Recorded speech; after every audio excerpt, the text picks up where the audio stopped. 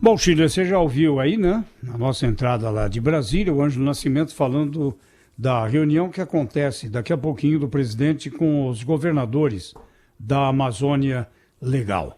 É um assunto incandescente esse, né? Bom dia. Tudo bom, Zé Paulo? Olha, observando aqui, eu tenho definido essa crise como primeiro, uma crise de má gestão diplomática, né? De má comunicação. Se a gente observar os dados, né? Eu gosto muito de observar os dados reais desse problema.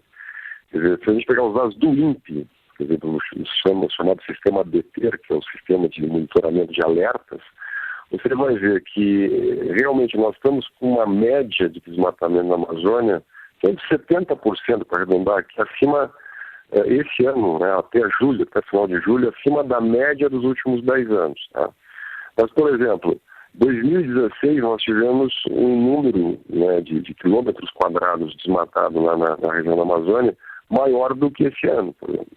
Não teve crise nenhuma em 2016, eu pelo menos não me lembro de nenhum fiasco, de nenhuma tragédia nacional, e Leonardo DiCaprio, Zé Lynch muito preocupados com isso em 2016. E não faz muito tempo, faz 3 anos atrás. Né?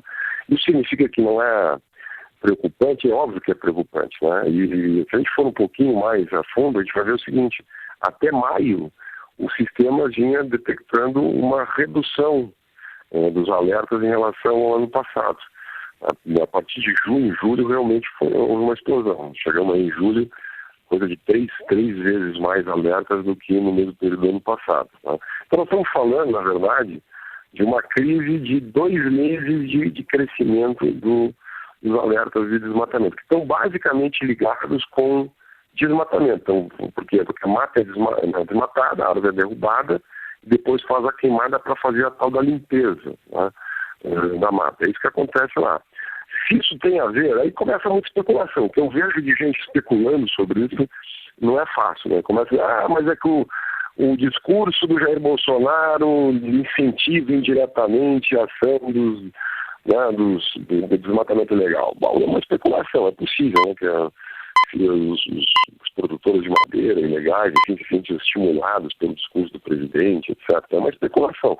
Bom, tem um shutdown do governo, quase shutdown do governo, né? Seja, como a despesa de custeio dos ministérios vem caindo, quer dizer, é evidente que você tem, em todo o Estado brasileiro, você tem uma diminuição da capacidade de operação. Ontem no Roda Viva, eu achei interessante que o ministro Ricardo Salles não gostou muito dessa ideia de recusar os 20 milhões lá do presidente francês, do G7, etc. Porque para ele, né, para os brigadistas que estão lá no dia a dia, a ação do IBAMA, 80 e poucos milhões de reais vale. Afeta a soberania, é uma esmola, tudo é verdade, é uma esmola, é vergonhoso, por trás. Agora, uma ação coordenada, 80 e poucos milhões, nós temos uma penúria tal no Estado brasileiro, que 80 e poucos milhões pesam nesse processo todo. Tá? Então, assim, é óbvio que existe toda digamos assim, uma questão política por trás. Na França, vamos lá, o presidente Macron ele é pressionado, de um lado, pelos chamados canês amarelos, os coletes amarelos, tá? Então, que tem um tom nacionalista, defesa da economia francesa, tem aquela tradicional crítica da globalização, dos produtores rurais, agricultores franceses, que se veem como concorrentes do agrobismo brasileiro, não gostam do acordo com o Mercosul.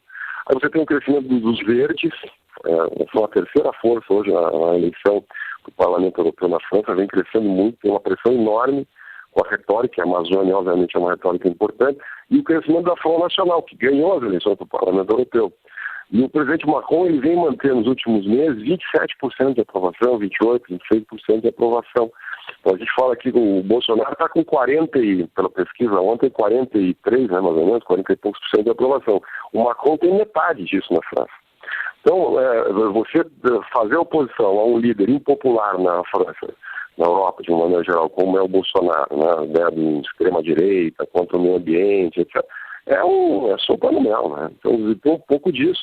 Mas eu não acho que o governo brasileiro está isento de culpa nisso. Eu acho que a chamada diplomacia, essa de confronto do presidente, fazer piada com a mulher do presidente francês, de mandar a Alemanha reflorestar a Alemanha, de dizer que a Noruega mata a baleia, esse tipo de bravata funciona na política interna, na polarização política do país. Quer dizer, agora, no plano internacional não funciona, então acho que tem erro de parte a parte.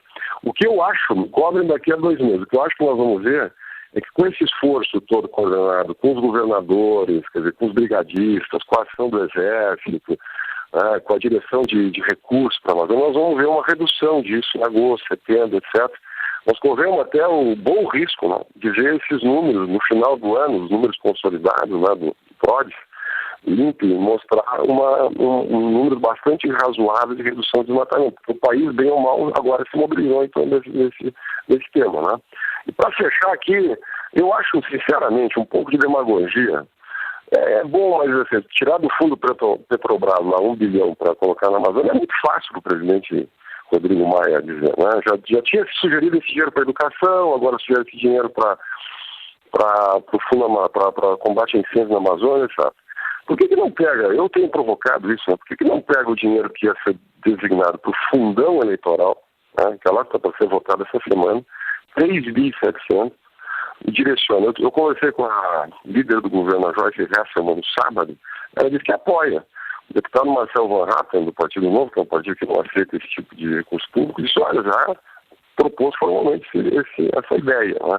Eu acho que essa não vai colar, porque os políticos querem gastar papel, fazer panfleto na campanha eleitoral, né? Mas eu vou deixar aqui a provocação. É 3,7 bilhões, não é os 20 milhões lá do Emmanuel Macron.